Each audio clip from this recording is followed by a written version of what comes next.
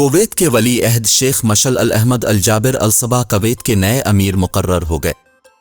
Kuwaiti media के मुताबिक Kuwaiti काबीना ने 83 साला शेख मशल अल अहमद अल जाबिर अल सबा को नया अमीर मुकर्रर किया है। कुवैती काबीना ने शेख नवाफ अल अहमद अल जाबिर अल सबा की वफात पर गहरे दुख और रंज का इजहार करते हुए 40 दिन सोग का भी ऐलान किया है। इसके अलावा मुल्क के तमाम सरकारी इदारे 3 दिन तक बंद रहेंगे। ख्याल रहे कि कुवैत के अमीर शेख नवाफ अल अहमद अल जाबिर अल सबा इंतकाल कर गए। उनकी उम्र 86 साल थी। अमीर कुवैत को गुज़िश्ता माह नवंबर में तबीयत की खराबी के सबब अस्पताल में दाखिल किया गया था। कुवैत के अमीर शेख नवाफ अल अहमद अल जाबिर अल सबा को लाहिक आर्ज़े की वजाहत नहीं की गई थी।